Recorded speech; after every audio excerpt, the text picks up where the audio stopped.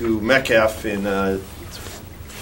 I came to the district, that's right. I came to the district in 1980. Okay? And when I came to the district, I saw this was about the time in this district that state championships were being won left and right for those who've been in the district well by, like, the football team kept winning the state football championship through Dick Hansen, and the hockey team was winning state championships under Tom Osiki, and I saw all these, like, fantastic athletic events that Burnsville was producing, these fantastic teams with great accolades for these athletes, and it was wonderful. And I said, well, one thing I see is kind of missing. I see, well, where are the top, brain sports in recognizing all the thinkers out there? I would wanting to see that on an equal basis as far as recognition and this type of thing. So that's kind of why I started the chess program here in this district. And I didn't start there was a program in the district before me, but that's what some of the early goals I had was, which I'll tell you about in a second. But another thing I've always thought about is now this is going to be weird sounding from a teacher, but I really don't think that schools always don't challenge students to the absolute full extent of their brain. You probably all heard all these studies of how people use just a small percentage of the brain power that they really have capable of. Well, I want to run an activity that will push their brains way past what is done in school to reach, and I believe that really that chess can do that. And also I wanted to start the program to teach excellence, not just to teach chess, but to teach excellence. Not just doing what's expected like might be in school, but to teach, reaching the top of your abilities, and I also want to teach students how to be successful at something. And if I always felt if I could teach them to be successful at chess, and then they could use that learning of how to be successful at one thing to be successful at whatever it is they pursue in their life. Teaching success habits. And another one of my missions was to create a place for bright young people in a junior high to have kind of like a home away from home for 3 years. A place where they can feel comfortable, feel challenged, make connections. I mean, like some of my best friends today were on my junior high chess team when I played in St. Louis Park. And some of the kids, many of the kids in the chess club are going to be the kids that are going to go on to really do great things through their lives. And to have these connections being made is really going to be useful, I feel, in their life. So kind of creating a niche for them here where they can feel good. For example, Alan here. Alan, who's a good friend of mine. He's in his 40s now, and he's a screenwriter, a movie screenwriter.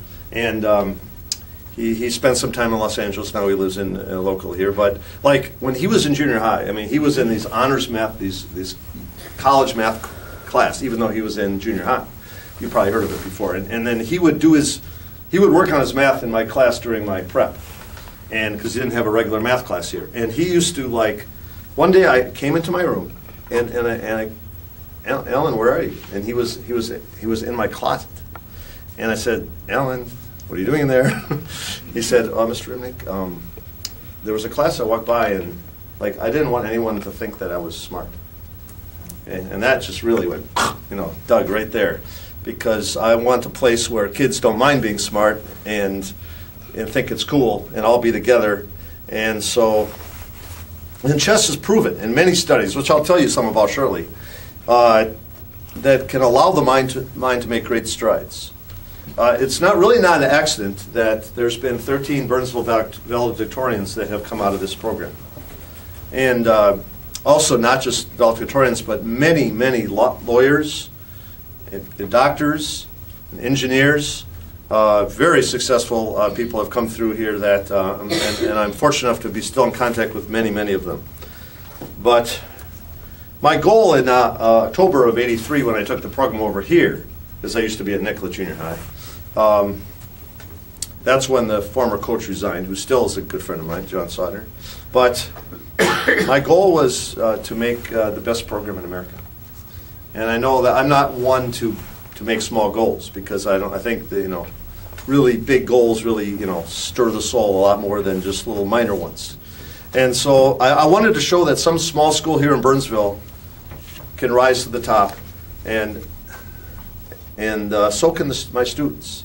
That if my students see that can happen for a small school in Burnsville, that it could happen to them in their lives as well, that they could do anything they want, they could reach the top as well. As far as what you need to know about me, I suppose that I have a big passion for chess, even ever since I learned as an 11-year-old from my dad, and then started taking lessons from Larry Lampert when I was 12. And that I have a passion for chess and for being a passion for being a positive influence on the lives of the students in my program. That I care about my students, how they're doing in school, how they're doing at home, how they're doing in their future.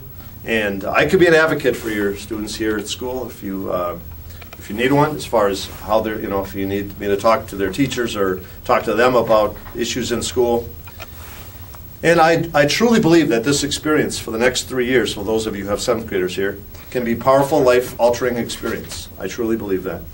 And that what they're going to learn is the power that their mind has.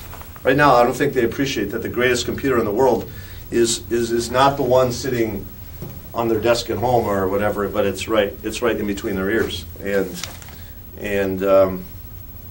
that computer will take them just very, very far in life. So I want them to understand the power of that computer that's between their ears. So that is kind of a little bit about my, kind of in a sense, a mission statement, more or less, than what I just threw with here. And now I'm going to be going through this packet that you've got.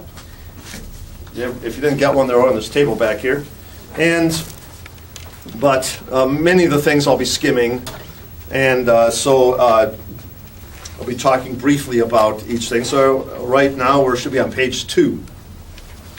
Okay, this was also an article that was in the Burnsville Current. You could read it at your leisure in the next year or something like that. Maybe just take a second to read one sentence right now. How about that?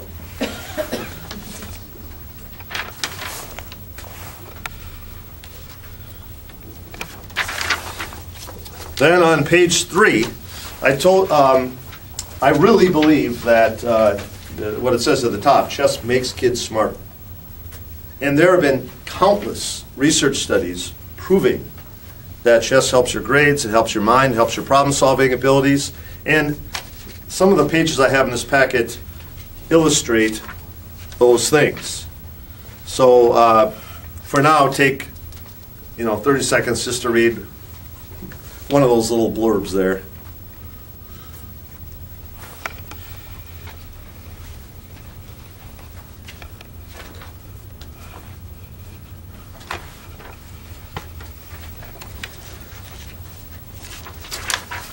All right, we're on to page 4. We're moving through. What I put at the top also is something I strongly believe in, because I'm not just teaching chess, by the way. What I really feel I'm teaching is thinking. And, where do we see that done as much as it should be? Teaching simply thinking.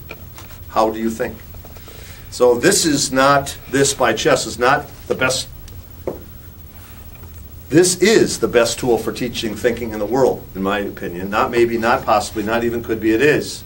And the beautiful thing about it, they're learning how to think, but at the same time having fun by playing a game. So, what better way to learn by having fun at the same time? And so that is, and on this page 4 are more of some of the studies that have been done that shows how chess improves reading, improves math, improves problem-solving skills. So I'll let you breathe through those when you have time, or if the meeting gets boring. Page 5. Meeting probably already is boring. There was this is maybe about 10 years ago. One of the newspapers I subscribed to is called the USA Today, and so one day I saw this article and I read it and I said, wow, that is just hits me right, a good spot there. And so I'll give you a minute just to read like 2 sentences anywhere. But I hope you read the whole thing at some point, but not right now.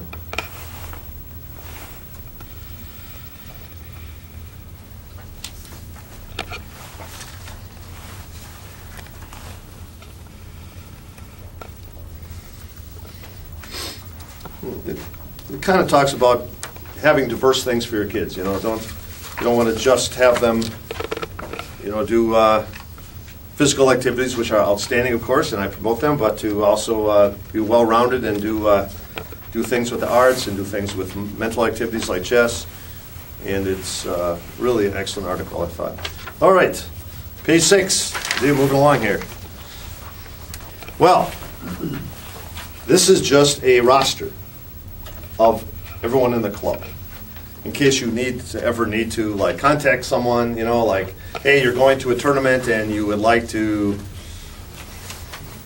get a carpool going or whatever, or your child met a friend and you want to invite them over and you want to know, how the parents' contact information. So that's just there for you. If any of these look incorrect, Laura here is our person that runs this, or Goody. And so hi, Paul. Come on in. So please let her know if there's any corrections. She'll be here. And did we introduce you yet? No. Oh, go ahead. I'm Trish McDonald. I am the coordinator of the parent team, and I have a 9th grader and also an 11th grader at the high school that came up through this program as well. And her 11th grader is one of our assistant coaches, by the way.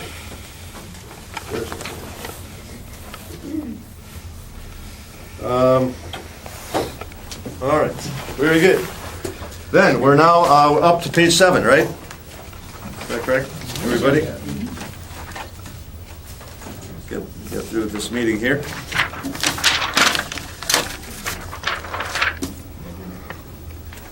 Okay.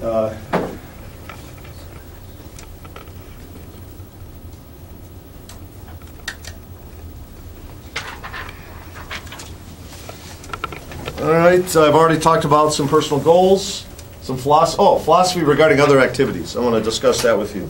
We're fortunate to have our students being on many different activities, okay, which is a good thing.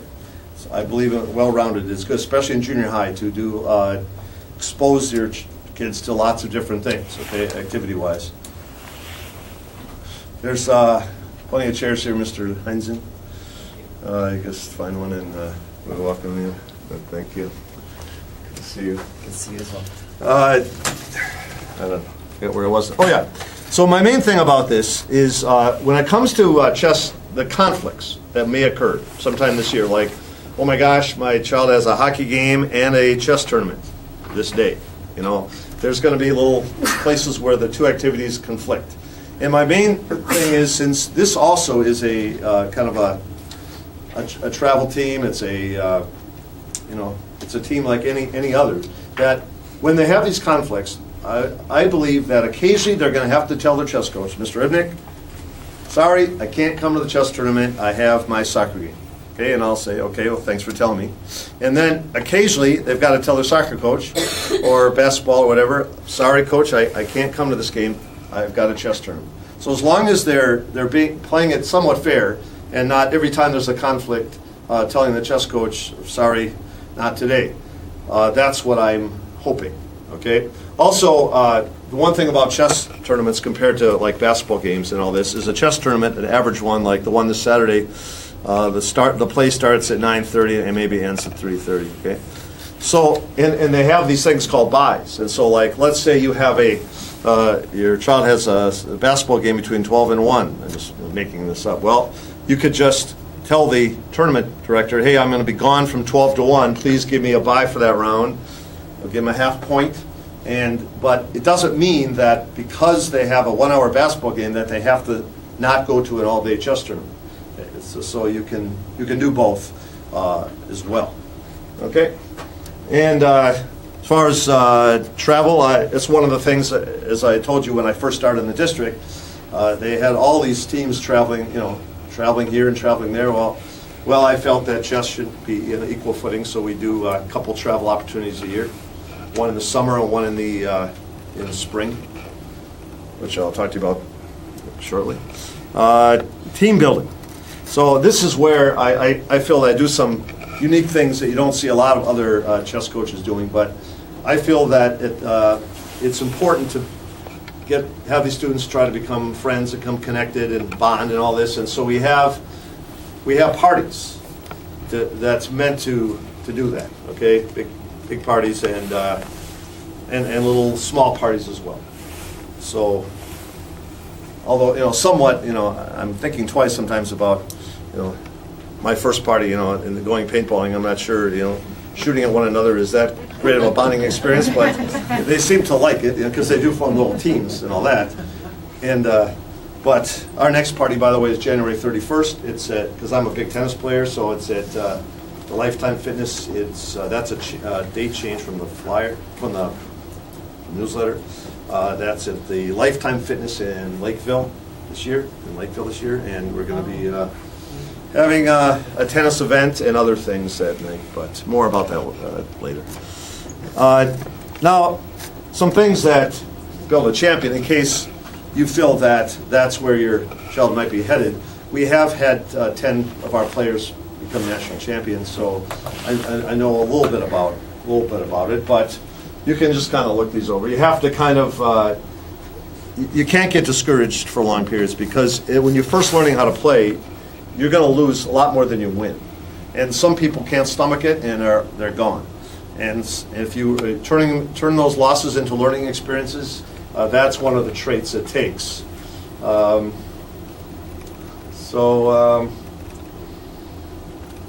have to be competitive. And I mean, not every player is super competitive, but that's okay. But in order to be a champion, that's one of the traits. I won't read every one of these. There's different players we see in the club each year. We see something called the social player. That's someone that, they like their friends, they like the parties, and that's why they're here. Well, that's okay. Some who just like to play. They're not competitive, they like to play chess, but they don't like to go to tournaments or this type of thing. But that's okay, well, they're welcome. We have some that are just exploring chess, see if it's right for them. We have some that are competitive and are here because they like winning. We have young champions that aspire to be state and national champions or grandmasters. And we have some that are there because they like the fact that we're probably the only team in the school that travels around the country. And I think that's kind of cool. Now, sometimes a player for 1 year will be in category A, for example, and then I get a lot of players who said they joined because the party sounded really cool. I had several that said that. And then they started to like chess so much is that the next year they came because they like chess so much. So that might change, in your 3 years that you're in the program. The little spirals I want to talk about here to watch for is sometimes what you got to watch for. Okay, and this one right here. If your student, let's say, comes back from club and has had a bad day, lost a few of their latter games, and and is starting to feel down about their abilities, okay? And then they say, you know what? I really not going to go to this tournament this Saturday. I lost a few games. I'm not feeling encouraged, and so they miss the learning opportunity of the tournament, and then they start, which could cause them to go, down farther, and then they come to the next club and lose a couple more games, and then they say, well, I'm not going to go to those chess lessons. I'm no good. And it turns out sometimes if they get into this spiral, sometimes a few cases they even eventually leave the team because they getting on this spiral and this downward thing, and we got to turn it back to this way, because I've seen other way occur too. Oh my gosh, a student comes this Saturday to the tournament and wins a trophy. Oh my gosh, I'm definitely going to study more of that Chess Magnet program because I'm feeling really good about myself, and then all of a sudden, the next club, they gain 5 boards on the ladder. They say, oh, Ribnick, do you have any chess books I could read? This is getting good, and then all of a sudden, by the end of the year, they're holding the trophy for a national championship. I've had all this happen. Okay, so I'm just giving you some things to watch for and to help me with, because I need your help to make all this work. All right, enough of that. Page 7 already. Got enough. Page 8. Let's see.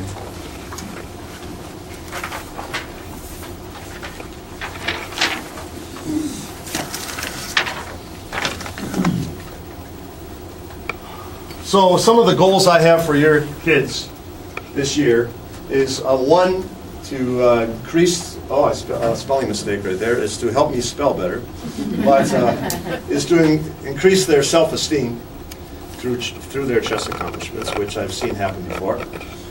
And to learn, for number 2, that one of my favorite quotes, success does not just happen, it is made. So no one, even though we've had 10 national champions, they didn't just happen accidentally.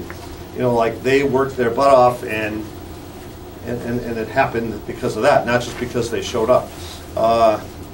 So that is true. 3, I want them to gain friendships and good memories. 4, I want everyone to become clearer and more logical thinkers and problem solvers.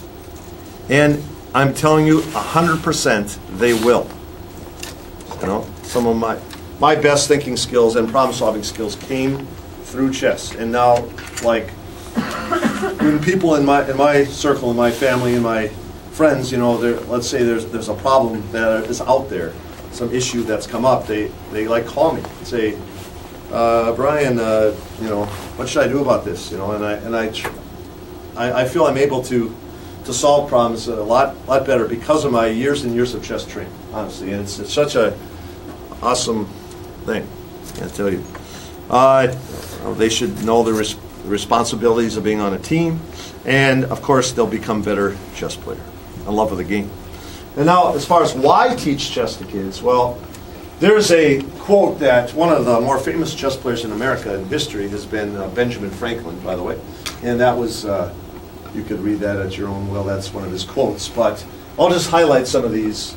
I do believe it improves concentration and problem-solving skills. I mean, all of these, but I'm just going to highlight a couple.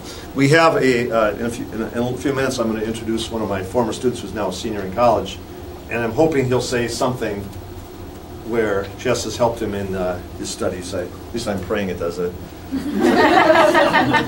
Last I checked, he did not have he had a higher than a 1.0 GPA at the U of M.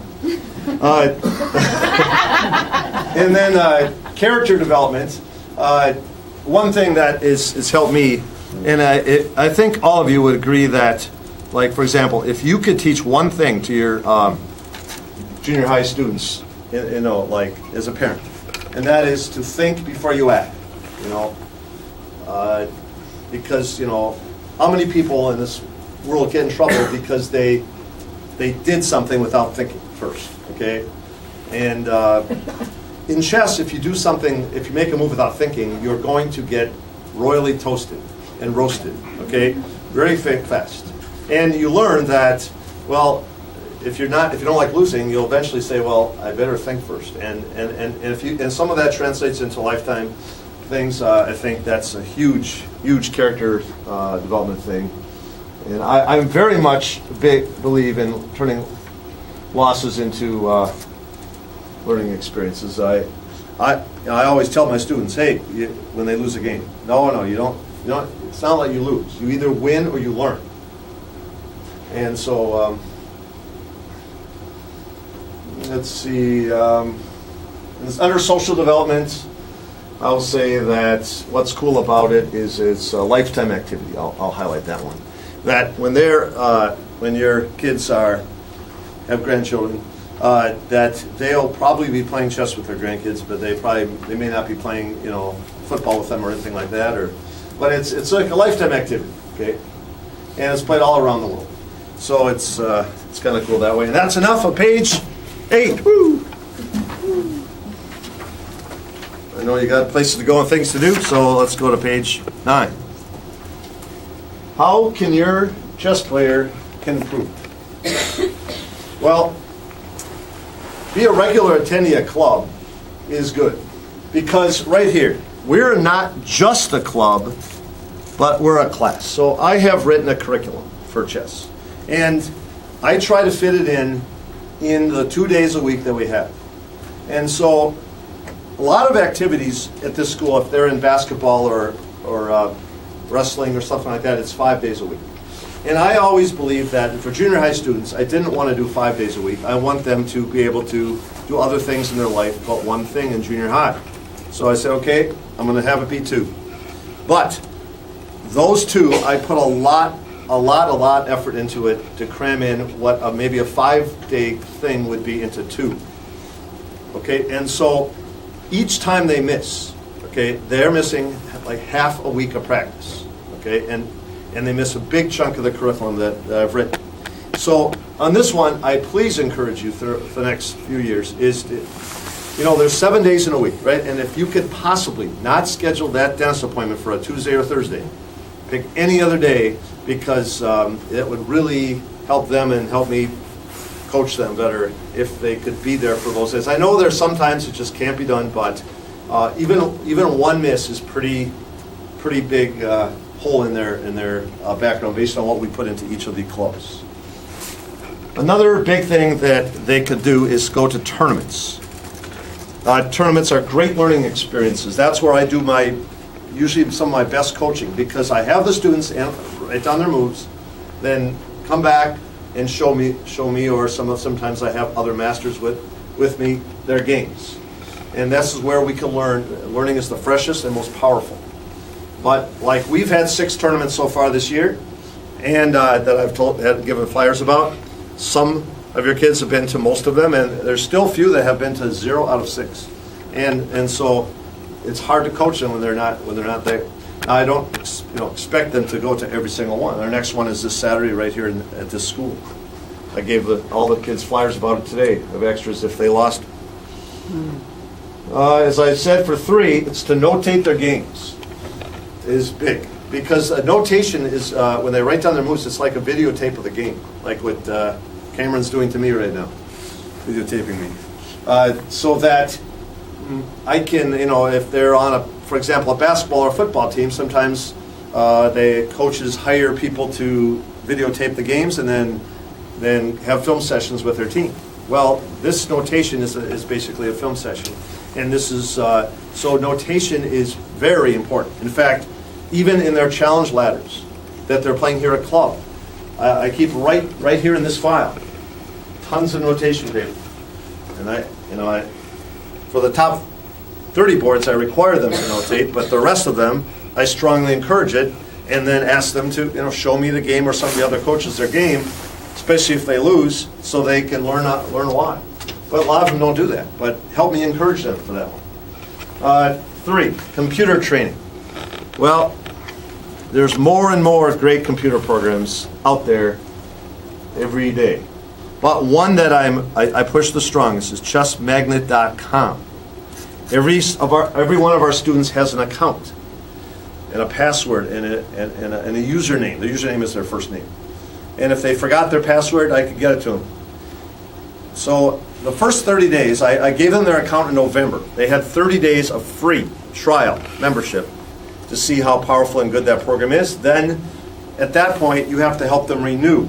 It's, I forget the exact price, it's something like $12 or $15 for 3 months. Has anyone renewed it recently and can tell me the current price on that? But, yes. $30 for a year. 30 for a whole year. So that's what, just a little over $2 a month, okay? So I'm saying that what they get out of it is so good that please renew their membership. And not only renew it, but you should absolutely make sure they're spending at least 1 to 2 hours every week on that. And I monitor it as their coach. I have all their accounts, and so I can watch their progress. And I could look at what they're having problems with and give them homework, give them feedback. I can make comments that they could read the next time they go on. And I'm seeing this year, for whatever reason, fewer of our players working on that than other years.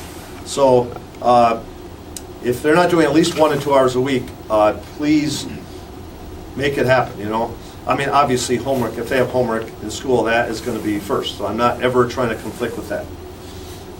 Because I'm a teacher and I realize that the school is first. So also there's a great site called chess.com where students could, now there's a free, you could be on there for free. They have some different layers or levels of that you can pay, but you can do a lot on there for free.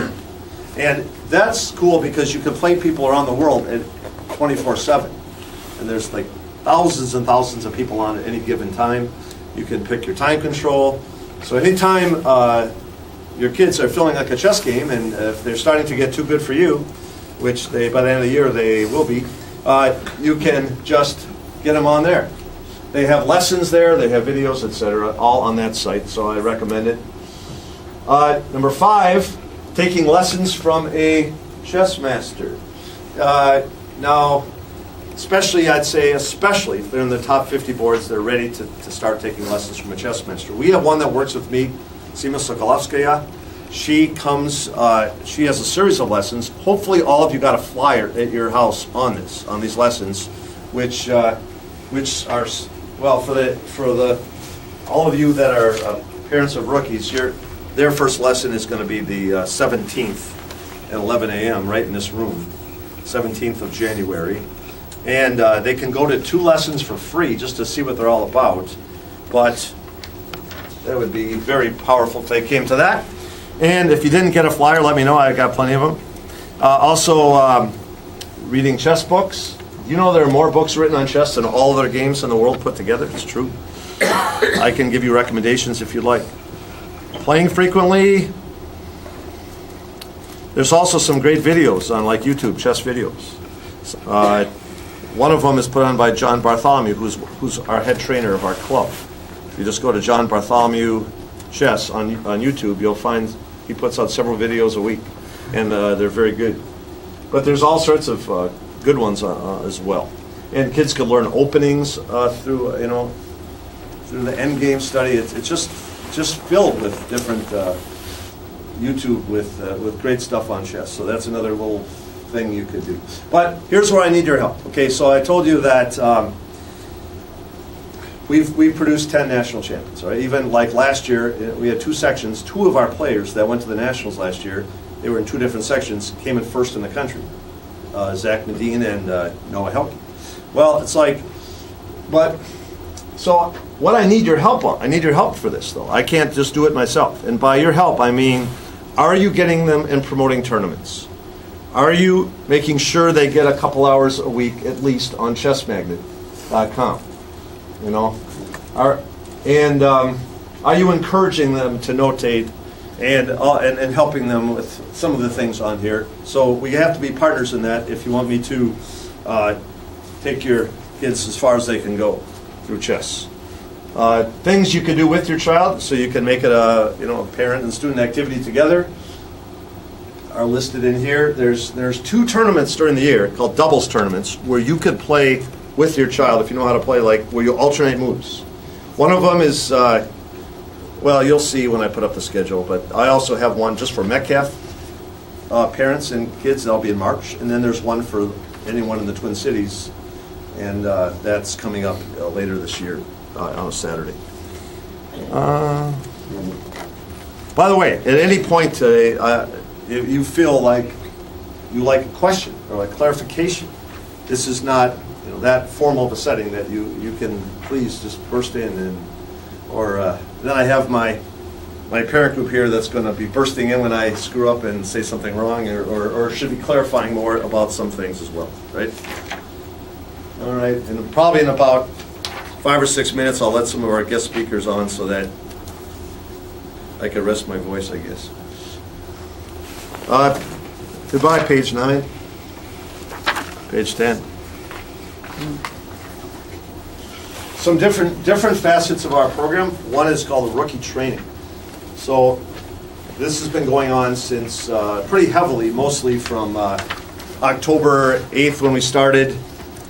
October 8th when we started. We've been doing a lot of training. And this is what I do is I take the rookies and give lessons for them to teach them all the fundamentals. It's a curriculum I put together, and in 1 year, if they're here most of the time, they will learn all the basic fundamentals it takes and building blocks to be great players. The other facet is the Metcalf Open, which was the tournament that set the ladder, and that was in November. You probably remember it. Our practices in clubs, as you know, are Tuesday and Thursday. For the most part, there's some. The ladder tournament. Well, what's that about? That ladder tournament started in November, and it goes through the end of March. And this is where all of your children are, and I'll pull up that screen so you can see where your kids are. So all of them are ranked. Here's our board, 81, 82, 83. And the top ranks over here. And at our ladder tournament, which we had today, for example, I think the situation was like this today, for example, and Josh Muebi challenged Sam Hamish. You can only challenge the person right above you that's here, and Josh won, so then I went like this, you know. So that's kind of what. So it initially started from the school championship in November, and they can move up and down based on this ladder tournament, which goes from November through March. Any questions on that? The round robin, what's that all about? Well, the thing about the ladder tournament that is kind of limiting, I guess you call it, is that I don't want this whole year, from October or November through March, to have a Mason here playing, Andrew and Victor and Colin, and just kind of, that's who he's playing all year. That's who he kind of gets to know and gets to meet. I really want Mason to have at least one chance to play Graham Moberg, for example, and I want Graham to have a chance to play Mason and meet each other. Who knows? They might become lifelong friends. Whoever knows, But I want them to have that experience, because the players over here can learn a lot from playing with people over this end, and so therefore I have a tournament called Round Robin, which asks all of the players between November and March to play everybody one game. Everybody plays everybody one game. And they get 3 points if they win the game, 2 points if they draw, 1 point even if they lose. And then I give out awards in our awards ceremony in May based on how many points they have and what grade they're in. If you want to see how your child's doing that, I have a round robin chart up here. And that is usually a secondary tournament. Like if they have a ladder game, that comes first. But if their opponent is sick that day or whatever, they can move to a play, a round robin, or if their game ended real quickly. So that's another thing that happens at our club. Our practice clubs usually starts out with about a 45-minute, 10-minute announcements and 45-minute lesson, and then we start ladder and round robin play.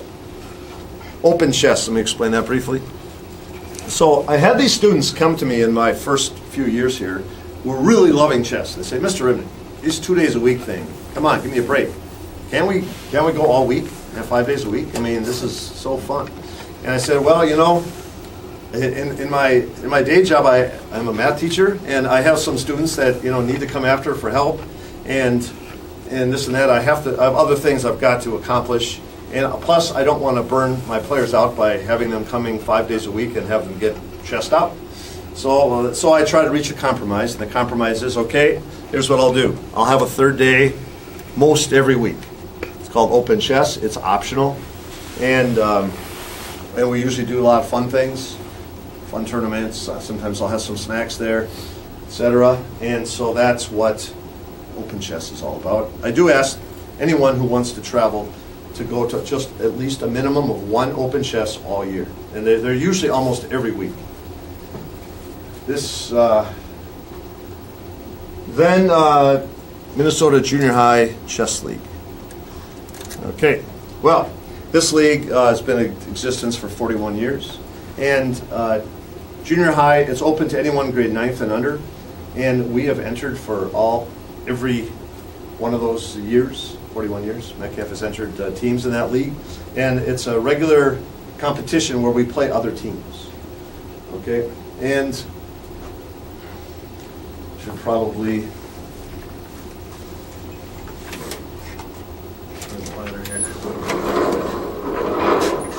by the way, the full ladder, and the league starts. It starts on Friday. It's on Fridays. This year it starts Friday, last Friday in January, whatever that is, 30th or 31st. Can't think of it right now. But we sometimes travel to other schools by bus, and sometimes the matches are here. All the locations have not been finalized yet. They will be within about a week. And you enter teams of 5. So I will enter my A team, which is these 5 players right here. This is the Metcalf A team.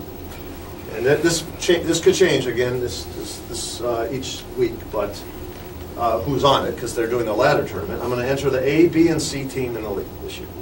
3 teams in the league, teams of 5. So a match that might occur on Friday, January 30th, is our C team might play. Cottage Grove is in this year. We might be playing Cottage Grove.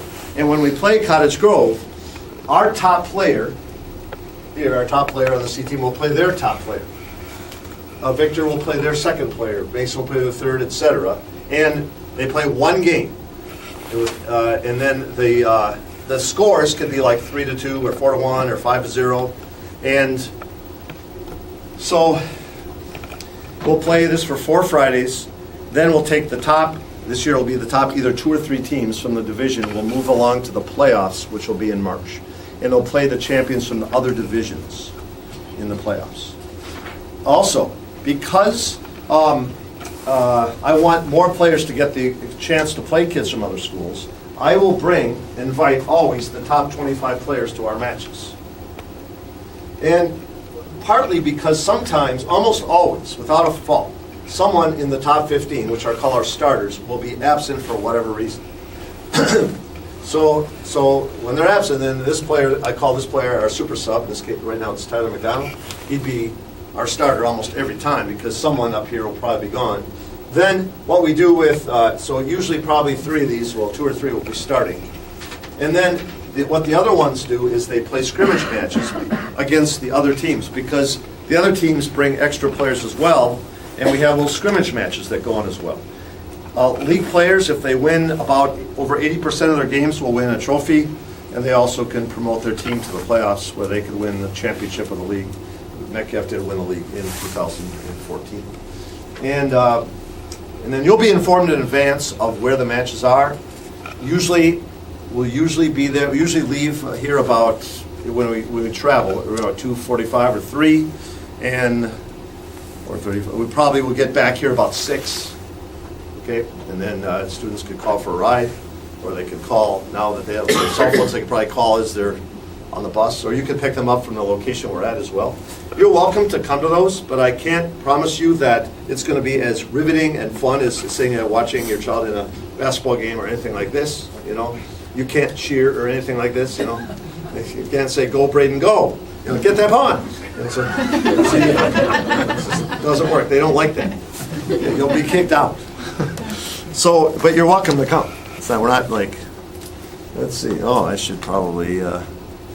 So here's where, by the way. So this, for example, since teams in junior high competition are based on teams of 5 players, so every 5 players, like here's our H team, and this Arbaz is our first board of the H team right now, and so. The J team, etc. So you can kind of see where your kids are currently. You know, this whole ladder thing goes through the end of March. Any questions so far?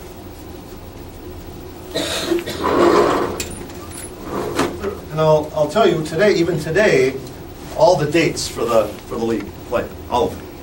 You'll know today. Okay, maybe I should get some of our guests here. So I'll talk about one item and then get some of our guests up here.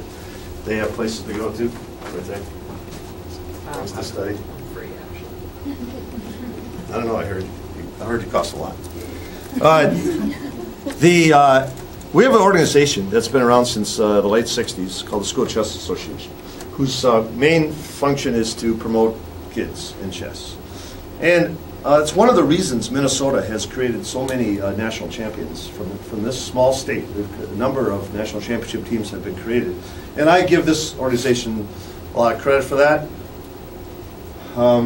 Anyway, they have tournaments about twice a month on the average during the school year for kids to play in different levels, like K through 3 primary, 4 through 6 elementary, 7 through 9 junior high sections, and then there's sections go up to 12th grade too that include rated play. But they can, the next one of those events is this Saturday, and I gave out flyers today to the kids. Their biggest events each year, their biggest ones that they have the state grade level.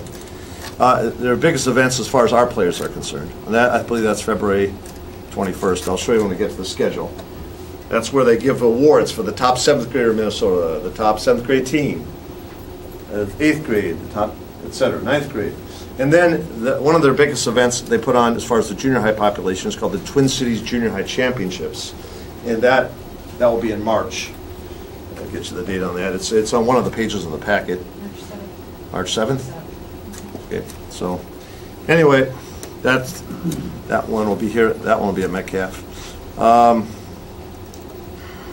Then the Minnesota State Chess Association is mostly runs adult chess in Minnesota. But adult chess is really a misnomer. It really means that all ages. Because at their quote-unquote adult tournaments, anyone could be in them. And one of the main things we do to train our players is to be better. And I learned it way back at the beginning of my coaching career when I interviewed coaches when I went to the national tournaments back in the 70s. Was yes, I'm afraid it's true that this year right here was the first year I was a chess coach. That year, I don't know how many years that makes me as a chess coach, but that's when I started. Well, I started going to national tournaments and interviewing the coach that won. I sat down and did interviews with them and learned what does it take to do this, you know. And they said, well, for one thing it takes is don't tell your kids to just go to tournaments where there are other kids there. You got to take them to more serious tournaments and have them train against adults. So we take them to some of these tournaments, and these are longer. They're usually a full weekend tournaments, and I mean full weekend. So I'll tell you some of those are coming up. I told you about these lessons.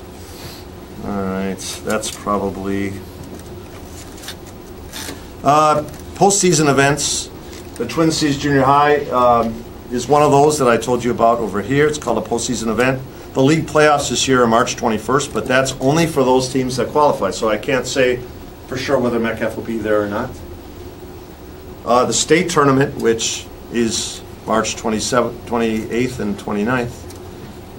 Over spring break, please try to clear your calendar. And then the Nationals, which is the last weekend of April in Louisville, Kentucky. All right, well, you've heard me talk enough. I do have some guests here tonight that I'd like to let talk. And who would like to go first? This guy?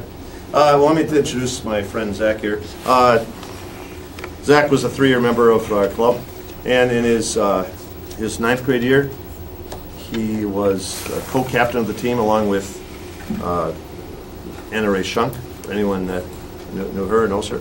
And he is now a senior at University of Minnesota, and he's just got back from the Citrus Bowl where don't worry, he didn't take any hikes or anything. He was in the marching band, and it's been an honor to know him for many years. He's going to talk a little bit about what it's like from a adult now that used to be on the program, just what he might have gained from it.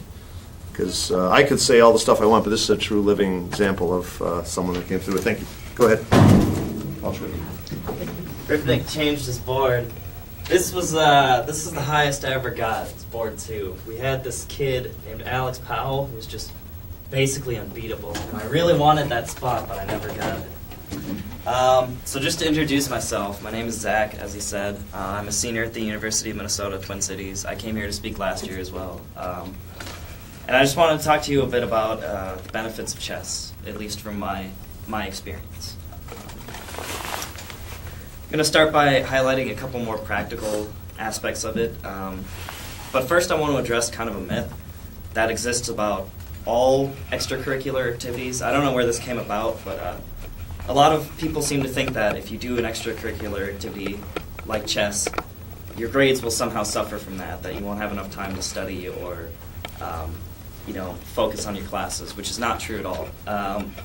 Speaking from personal experience, I actually came into junior high as kind of, not the best student. But by the time I left, I was an A and B kind of student, and I attribute most of that to that extracurricular activity. I wish I had had time to do some more research on this before I came here, because I'm sure I could have found some articles or some scientific journal entries to support this theory that, extracurricular activity promotes productivity in the school, but I'm just going to ask you to take my word for it for now. And I've also seen this in other aspects of my life. I'm also a member of the marching band. That's why I was in the Citrus Bowl. Chess itself is a game that builds a lot of very desirable qualities, I would say. And I think this is what Ribnick wanted me to touch on the most. I wrote down a few of them that I think really kind of stand out, both from just being a human being, but also to like finding a job or making a friends, community, and stuff like that. A few of those qualities would be like critical thinking, decision making, patience, long-term strategy, time management, and even stress management. For critical thinking, I mean, chess is just a very difficult game to win. If you make one mistake, that can essentially cost you the whole game. And you see this immediately if you ever play one of those like genius master guys who I always, dream of doing well against, and then I lose in like 5 moves. It's a difficult game, and so the more you kind of learn about chess, the more you learn about how to think about chess and how to win the game. And that's critical thinking. Decision making is, of course, part of that as well. You have to go through these moves, you have to make the right choice, which is sometimes not always so clear. And patience, of course. One of the things Mr. Ribnick has the students do in these longer tournaments, these time tournaments, which are like, you could have anywhere between an hour and a half to 2.5 hours to just think about your game. And a lot of the things that newer players will do is they'll kind of go in and they'll spend like 15 minutes of their time and they've already lost, kind of thing. So one of the things Ribnick has us do is if we make a bad move, we take that time to just get up, kind of splash some water on our face, kind of refresh ourselves, go back to the board, and we have to sit on our hands, or we had to sit on our hands, so we didn't make any mistakes or hasty moves. And that's something that kind of happens more frequently than you would think. But patience in general is definitely a part of that. And the other ones are kind of self-explanatory. Except for the stress management, I mean, chess is a stressful game, especially if you get down to like the last few minutes and you kind of have to think on your feet. It's also a part of it. As I said, it's very academically advantageous to be in this program, and I can attest to that just kind of from my personal experience. When I came into here, 7th grade, I was not the best student. I think I was getting C's and D's and stuff, and it was not going well for me. But then I kind of joined this program, and with every year, my grades got a little better. And I attribute that almost exclusively to chessboard, just because this was a place where I could come to learn about the importance, I guess, even of just learning, and learning the game, and that kind of made me want to learn about other subjects too. And I guess that sounds kind of cheesy or lame, but that's how I would say it happened for me. And I mean, the grades don't necessarily lie. Even in college, like I said, I'm in the marching band. That's only in the fall, and my fall term grades are always better than my spring term grades because I'm a part of the marching band, and that's just that extra motivation and purpose. I don't know. It really seems to help me with my academic side as well. I'd also like to talk about what I think is almost more important, or even perhaps a large part of that academic success, which is the community that this club provides. The first thing you kind of learn here in terms of community is the value of teamwork. And that's not something you necessarily realize right away with chess, because it's a one-on-one game. You don't really think about your buddy next to you so much. And I think this is a large part due to Ribnick and just his quality style of coaching. You do care about the team when you kind of join this place. You start to, when you're on one of these teams, like he said, when you're in, the league, the chess league, you want the team to win, and you want yourself to win because you want, the team to benefit from that. And part of that is just, when you go into the team room at one of these tournaments, you walk in and you say, hey, I won, and the whole team kind of cheers for you. And that's a really good feeling, but it's also a good feeling because you have that support. And, working within that area of support is kind of a valuable aspect of teamwork. Even more important, though, I would even say, is just the deep, long-lasting friendships that can arise from this club. It's kind of cheesy, but I like to say that this club is kind of like a family. I've still got a lot of really close friends that I'm in contact with even just a couple days ago.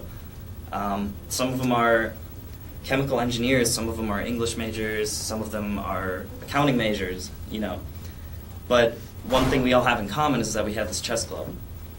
And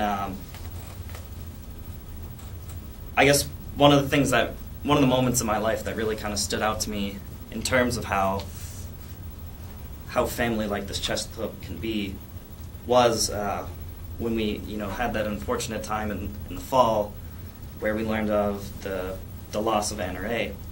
And the community, I guess I didn't really expect it to be so strong.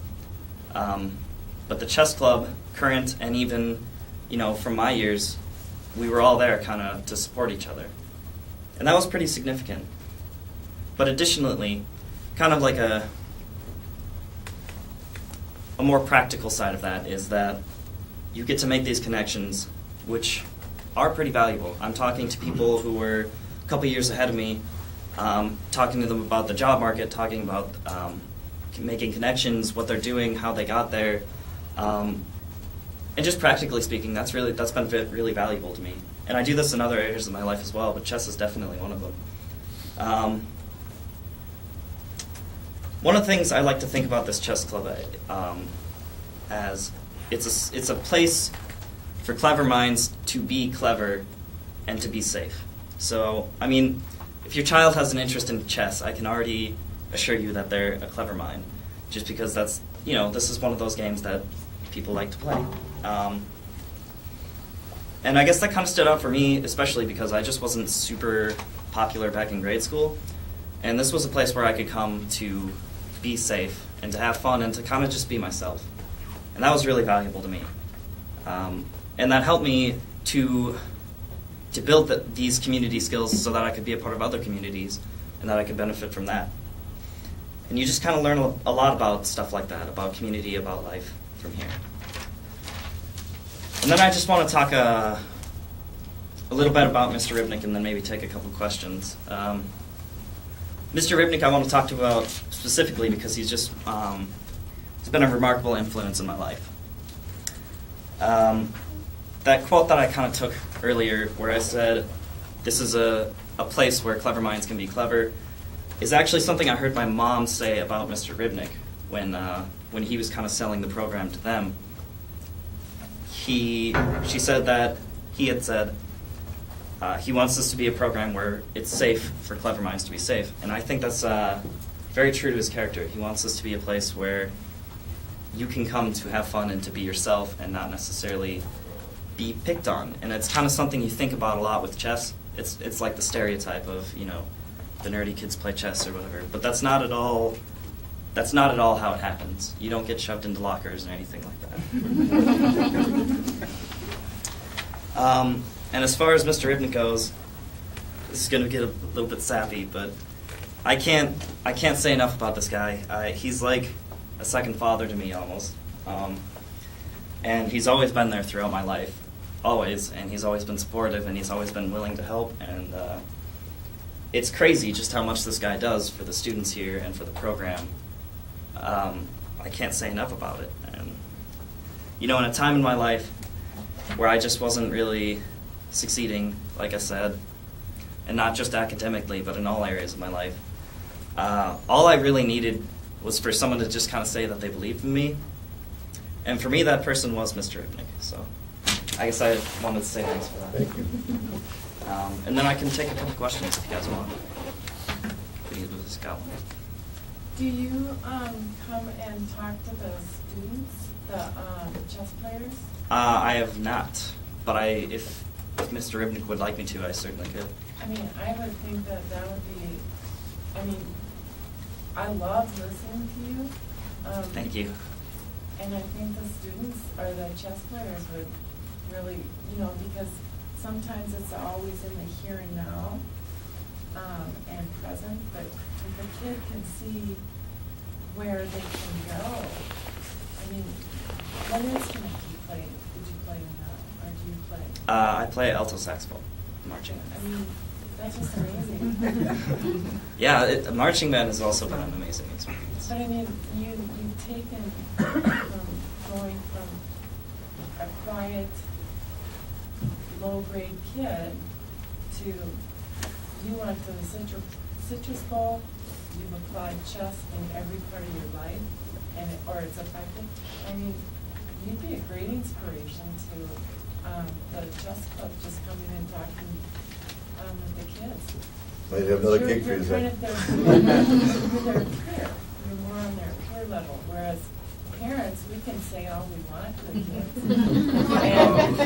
and so, oh yeah, this is going to help you, and this is what we'd be sounding like. Wah, wah, wah. Oh, yeah. I can understand that. 'Cause that's how they sounded to me. Yeah, but you guys you would hit a chord with these kids on so much of a different level in having your former See if I can chess schedule it. Sure, yeah. I'd be glad. I was just curious what you're studying. I have a double major in technical communications and English. But that doesn't necessarily mean anything about chess itself. I've got friends who are chemical engineering majors. I have friends who are accounting majors. I have friends who are math majors. But I can say for sure that chess will help with all of those aspects. Particularly the math and sciences, though, I would say. I'll tell you, you hit it right, because Zach was so shy and quiet as a seventh grader. He said maybe 2 words the whole year, and to see him up here like this, it is great. Any other questions? A round of applause for this young man.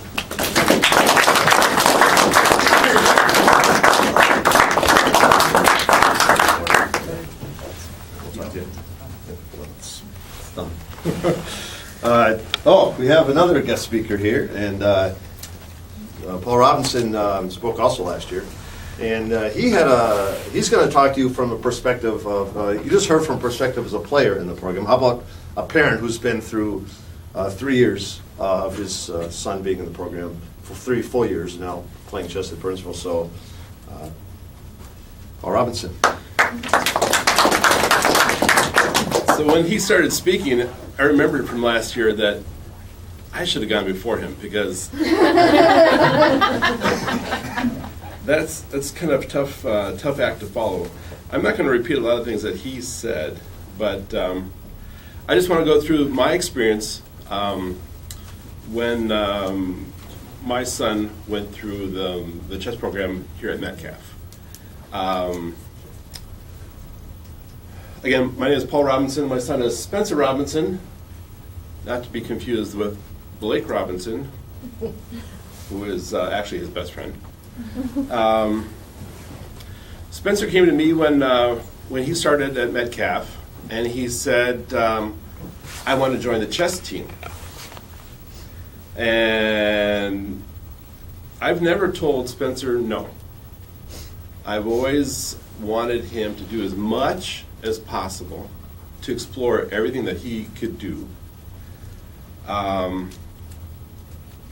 because it's going to end. And when he joined in 7th grade, I don't think I went through these last year, Mr. Ribnick, but he was doing traveling baseball, he was playing football, he was in band, trap shooting, he was in honors classes, Boy Scouts. When he left in 9th grade, he was in theater as well. And I'm just looking at the clock, and he just left school at 8. He did Olympic weightlifting after school and robotics after that. So he is probably doing homework, hopefully doing homework right now. So when he said he wanted to join chess, I immediately thought back to when he was in elementary school at Harriet Bishop. And chess there was essentially hide and seek in the media center. I remember going to pick him up one night, and I couldn't believe it. I mean, and so when he wanted to join chess here, I thought, sure, no big deal. I had no idea what it meant to be part of this chess team. And I probably didn't realize that until probably Spencer was in 8th grade. I didn't know until probably after our first tournament that Metcalf Junior High in Burnsville, Minnesota is the second most winning team in the country in junior high. And you think about that for a second. Here we are at the intersection of Highway 13 and Diffley in the middle of the United States, and this is the second most winning team. And it's mainly because of Mr. Ribnick.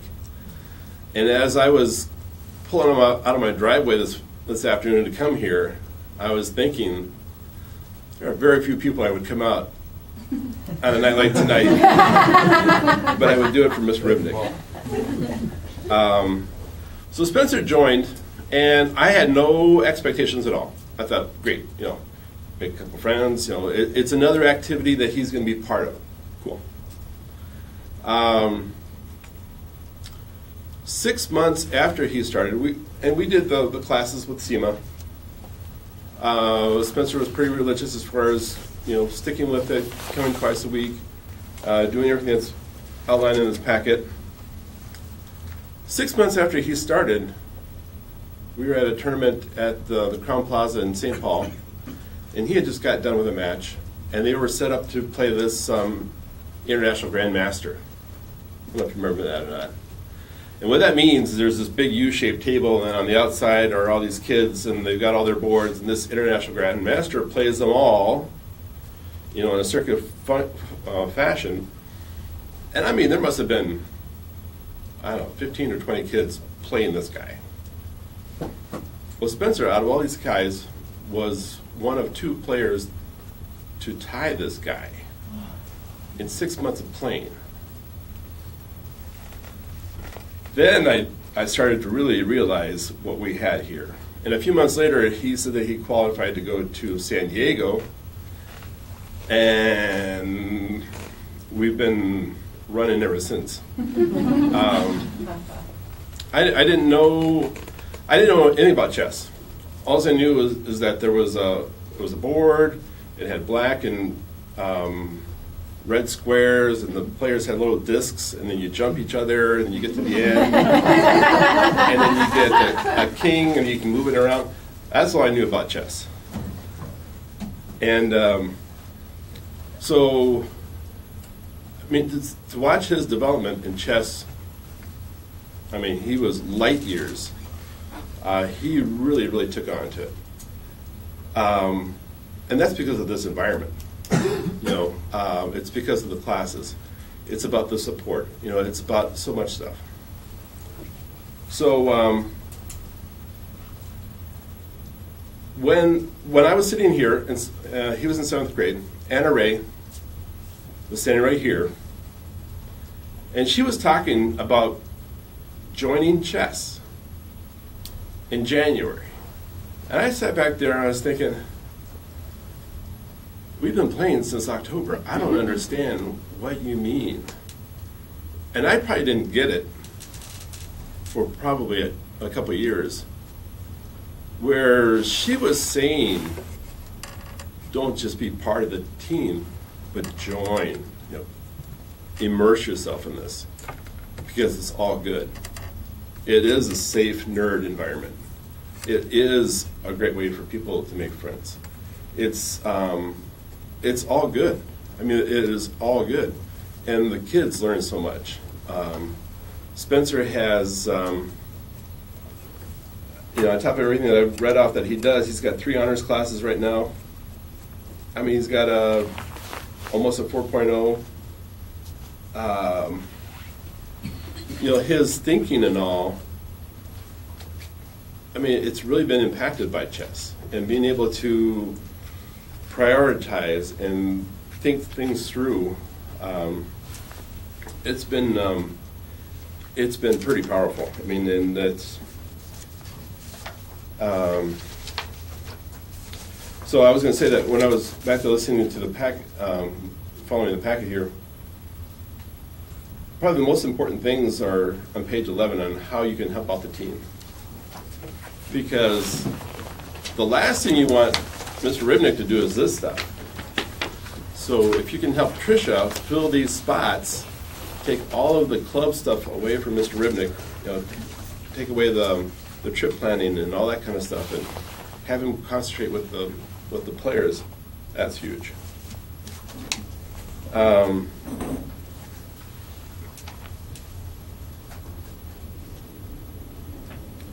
The other things that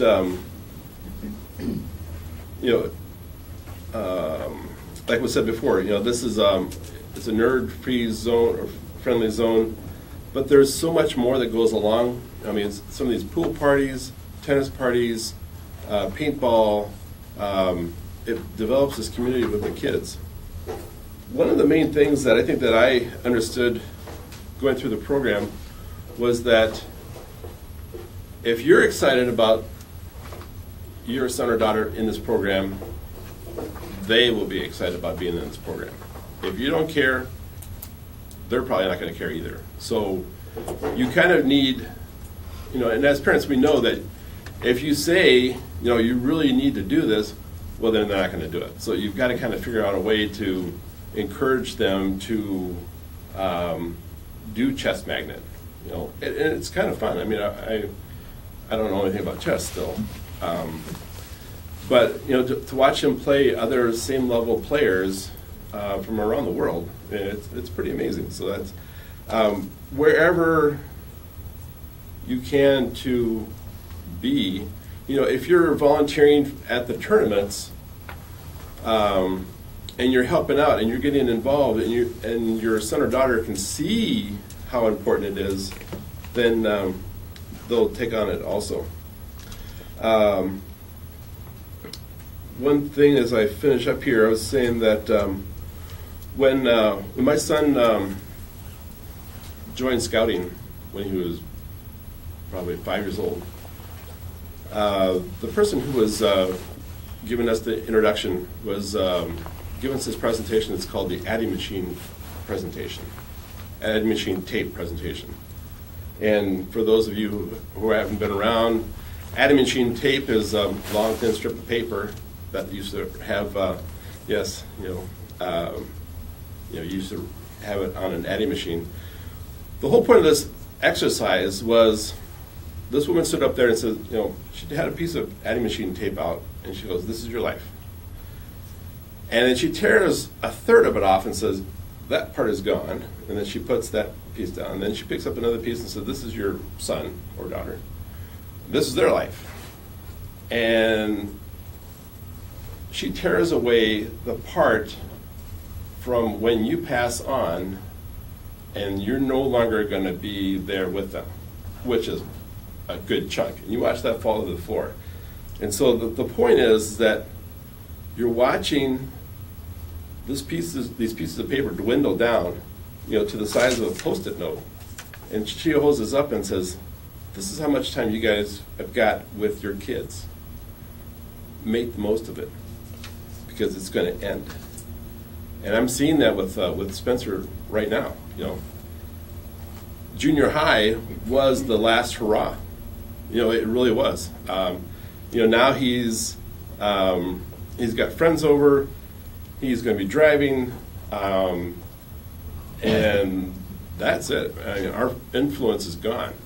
So I encourage all the parents in junior high, be a part of your kids' lives.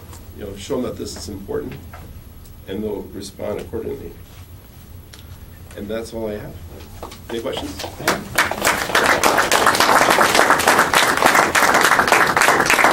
Any questions for a parent who's been through it for 3 years? I know when his son started, he was just a pretty rank beginner when he started my club, but at the Nationals this year, did he not, or last year, did he not, would be one of the top 25 players in the country? He did. He did. So here, he won 5 games.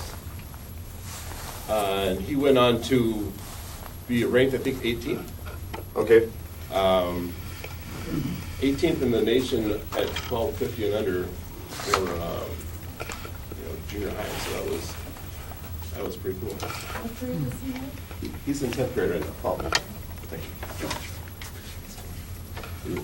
Read that out here. I'll introduce you, okay? What's that? I'll introduce you. Okay.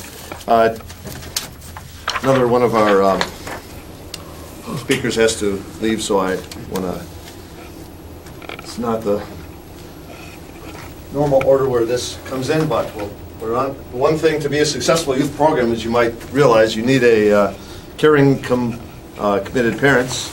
So we have an organization called the P Team, and it's really our booster club. And it used to be because, you know how our A team is our top 5 players, and our B team is the next 5, etc. Well, I've never had so many players on the team where we had to actually have a P team of students. We never had that. And I don't know what we have now. Now, this year, with the most students we've ever had in the 49-year history of Metcalf, we have 97 players on the club. So we have a Q team, an R team, an S team, and a T team. So that's so there never used to be a P team. So that's what we called it. The stands for the parent team. And so one of the roles of the parent team is a fundraising, and we have the last few years probably raised about $25,000, and the last 8 years, probably about $25,000. We use it to fund equipment, trophies, guest coaches, computer software, entry fees, but mostly for entry fees, mostly for travel expenses, which is our biggest expense every year. This year, that expense would be going to Louisville, Kentucky.